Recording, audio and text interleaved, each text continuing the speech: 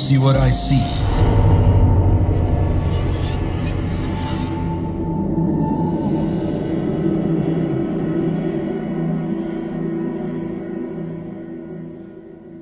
Halo semuanya, warga desa Sukawati dan para pecinta cerita horor yang setia banget di Do You See What I See.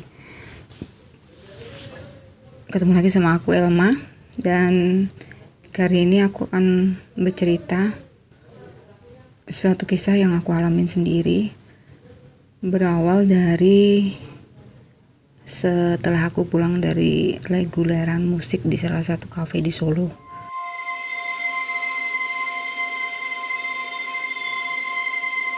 Selesainya jam 11 malam. Tapi dari sore itu aku udah whatsappan sama salah satu musisi Solo yang baru aja pulang long trip. Jadi gambaran sedikit tentang long trip itu, satu band dia dapat job di luar kota, mungkin di Lombok, di Bali, di Batam, Pangkalan Bun, bukan di luar kota, dan lamanya biasanya 2 bulan, bahkan bisa lebih kalau misalnya bandnya bagus, cocok, terus kontraknya diperpanjang. Nah, salah satu musisi Solo ini baru pulang ngetrip sekitar 8 bulanan lah, dan sebelumnya emang aku akrab sama dia. Dan memang sebelum berangkat trip dia sering bantuin aku di manajemenku. Pokoknya kita pengen temu kangen, karena kita udah bosen sama suasana kafe. Jadi kita pengen nongkrong di suasana yang beda. Jadi kita milih di Basreng. Basreng itu singkatan dari bakso goreng. Jadi di daerah Slamet Riyadi itu, tepatnya deket patung Slamet Riyadi, ada beberapa booth-booth makanan tradisional yang emang bukanya malam, dari jam 10 malam sampai jam 4-an pagi. Kita nongkrong di situ rame-rame. Aku kesananya sama vokalisku cewek yang tadi barusan reguleran bareng sama aku. Sampai di sana kita kumpul-kumpul bareng, sekitar 8 orang, bahkan lebih. Nongkrong, ngobrol sampai jam 2 malam lebih lah, karena ketika aku mau pamit pulang selalu ditahan-tahan. Ngapain sih pulang malam? Ngapain sih pulang jam segini? Kayak anak sekolah aja, intinya gitu. Tapi karena mata tuh udah gak bisa diajak kompromi, dan rumahku sama Basreng itu lumayan jauh, sekitar 20 menitan. Jadi aku tetap pengen pulang. Akhirnya aku pulang sama vokalisku yang cewek tadi. Emang rumahnya deket sama aku. Kalau nebeng sih enggak, karena rumahnya itu setelah rumahku. Jadi aku nganterin dia tepatnya. Yang jadi masalah sebenarnya bukan nganterin vokalisku pulang sekalipun itu malam. Masalahnya cuman rumahnya vokalis cewekku itu di perumahan Tiara Ardi, dan perumahannya itu jalannya emang kecil-kecil. Idealnya sih cuma cukup 1 mobil, kalaupun 2 mobil itu pasti mepet banget. Nggak, akhirnya aku nganterin ke rumah vokalisku itu. Setelah nganterin, aku langsung melanjutkan perjalananku pulang. Gak begitu lama, aku melewati seorang bapak-bapak yang lagi jalan di sebelah kiri. Jadi kita kan emang jalan di sebelah kiri, baru setir itu sebelah kanan. Bapak itu jalan, aku lewatin. Penampilannya biasa aja, kayak orang kebanyakan, pakai celana pendek, pakai sarung, cuman sarungnya itu diselempang di pundak. Penampilannya seperti bapak-bapak yang habis pulang ronda. Kalau pulang ronda jam segitu mungkin agak kemalaman menurutku. Tapi aku pikir itu mungkin salah satu penjaga malam di komplek itu, karena daerah situ memang daerah komplek perumahannya banyak banget. Aku jalan melewati bapak itu.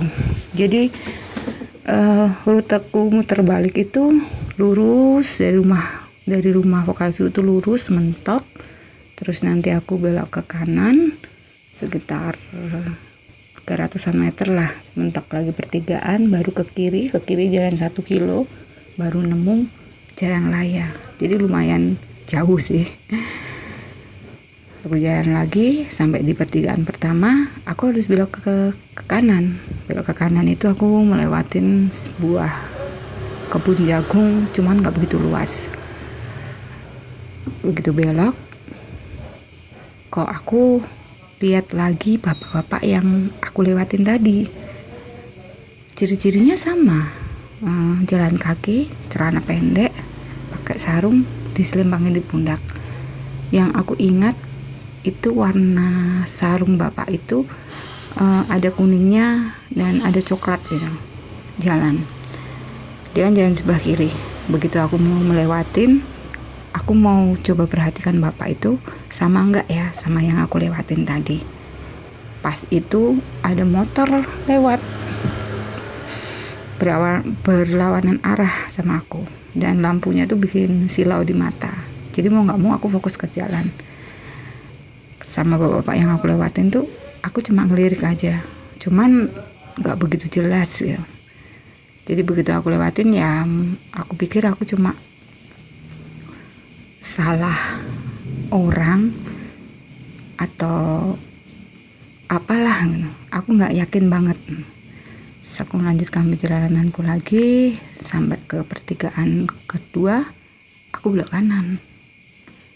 Begitu aku belok kanan lagi, baru belok kanan sedikit itu dari kejauhan, karena dari putar balik yang dari belokan yang kedua itu 1 kilo baru sampai jalan raya. Dari jauh tuh aku udah lihat orang jalan lagi, dan orang jalan lagi itu sama kayak bapak-bapak yang 2 kali aku lewatin. Dari situ aku udah ngerasa something wrong nih, ada yang nggak beres ya.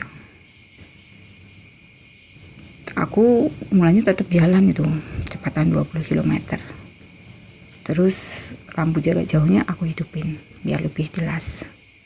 Begitu aku hidupin, aku yakin itu bapak-bapak yang aku lewatin. Sama semua ciri-cirinya. Dari situ aku udah ngerasa takut, udah ngerasa ada yang nggak beres. Aku memilih menepikan mobilku. Jadi aku milih nunggu dulu bapak itu sampai dia jalan, sampai dia jauh, sampai dia nggak kelihatan dari aku. Aku tunggu di situ, sama berharap siapa tahu aja dari belakang ada motor atau mobil lewat sehingga aku bisa bareng, jadi lebih aman. Aku nunggu di situ tuh lumayan lama, dan aku masih lihat bapak itu jalan. Kayaknya sih jalannya bapak itu cepat, tapi kok nggak hilang-hilang dari pandangan mataku. Aku tetap lihat bapak itu jalan. Nggak selang berapa lama, ada satu motor lagi dari arah yang berlawanan. Dari kejauhan tuh lampunya sudah kelihatan. Begitu mendekat, kelihatan dari aku yang naik itu 2 orang laki-laki, tapi masih muda-muda. Karena mereka naik motor tuh sambil bercerita, dan suaranya lumayan keras, jadi dari tempatku kedengeran. Aku berpikir mungkin itu mabuk pulang malam atau gimana, karena suaranya kenceng banget. Jadi kedua pengendara motor itu pasti akan melewati bapak yang jalan kaki itu. Dan ketika dia mau melewatin bapak yang jalan itu, tiba-tiba motornya tuh oleng kayak ngeleyor ya. Cuman mereka nggak sempet jatuh, jadi motornya itu ditahan sama kaki yang di depan. Tapi saat mau jatuh itu mereka sempat ngumpat ngomong kotor, mungkin jengkel kenapa bisa jatuh. Cuman yang jadi masalah kok bapak-bapak itu tetap jalan aja, tetap jalan cuek. Padahal pengendara motor itu jatuh tepat di sampingnya gitu. Oleng tepat di sampingnya, tapi bapak-bapak itu cuek jalan aja. Dan yang naik motor berdua itu juga kayak nggak tahu di situ ada orang lewat gitu. Kan aku udah dilihat kok, Apa mungkin mereka nggak lihat bapak itu, padahal aku bener-bener lihat ada orang jalan. Dari situ aku tambah ngerasa takut. Jadi daripada kenapa-kenapa, aku tetap nunggu. Dan saat motor itu melewati mobilku, dia masih maki-maki jengkel gitu, kok bisa jatuh. Akhirnya aku tetap nunggu di mobil beberapa lama. Dan setelah sekian lama, akhirnya bapak itu hilang dari pandangan mataku. Aku lihat lagi, udah nggak ada. Begitu udah nggak ada dan aku ngerasa aman, aku hidupkan mesin mobil lagi dan aku melanjutkan perjalananku pulang. Saat jalan tuh aku masih takut, aku lihat kiri kanan, siapa tahu nanti tiba-tiba bapak itu nongol entah dari mana, bikin aku kaget. Dan setelah aku anggap aman, aku mulai mempercepat laju mobilku. Aku agak lebih cepat karena dari situ aku udah separuh jalan raya tuh udah mulai kelihatan. Aku cuma tinggal harus melewati satu RPA di sebelah kiri dan satu perumahan sebelah kanan. RPA itu rumah pemotongan ayam, jadi lumayan gede juga, namanya juga rumah pemotongan ayam kan. Dan di sebelahnya tuh ada perumahan, tapi perumahannya beda sama perumahan yang tempatnya vokalisku tadi. Perumahannya lumayan elit. Dan di depan perumahan itu, tepatnya di depan RPA itu ada kayak gazebo kecil. Fungsinya sih itu buat pos satpam.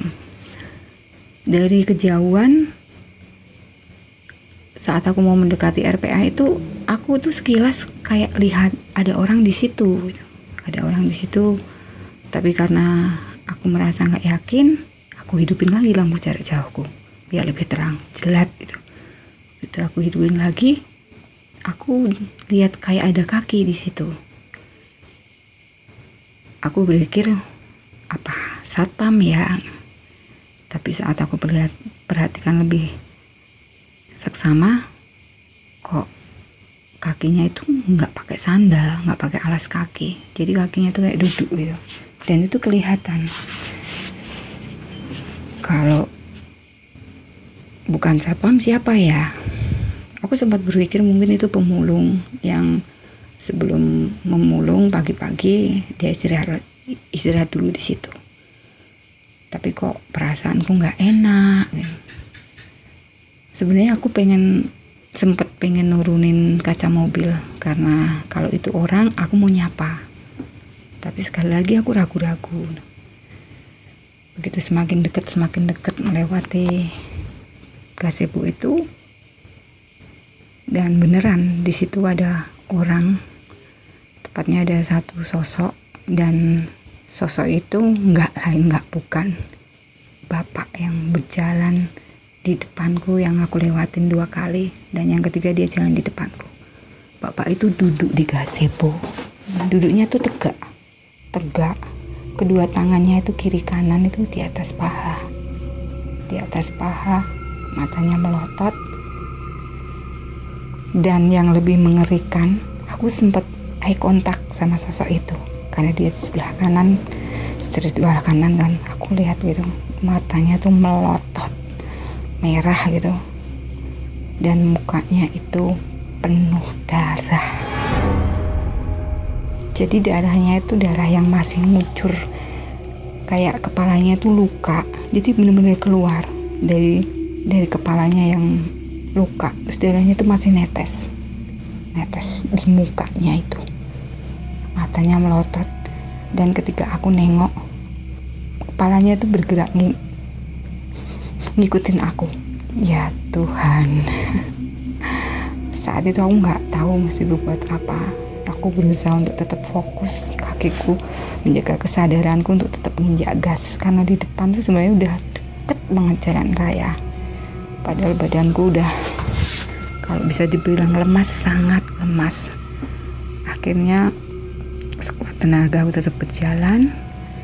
Setelah belok kiri aku akhirnya sampai di jalan raya. Aku menepikan mobilku lagi. Jadi aku istirahat dulu, menghela nafas, karena apapun itu yang kulihat itu sangat mengerikan dan buat aku lumayan serem. Jadi ya buat teman-teman semua yang mungkin nggak berani atau ragu-ragu untuk pulang Malang, mending nggak usah, karena kita nggak tahu apa yang akan kita temui dan apa yang kita hadapin. Jadi ini salah satu ceritaku. Semoga ceritaku bisa sedikit menghibur di masa pandemi ini. Tetap semangat dan selalu patuhi protokol kesehatan. Assalamualaikum warahmatullahi wabarakatuh.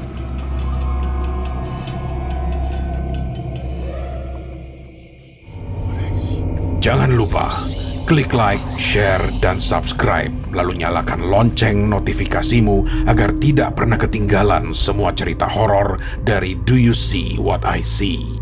Kamu juga punya pengalaman horor? Kirim ke podcast.ceritahoror@gmail.com podcast.ceritahoror@gmail.com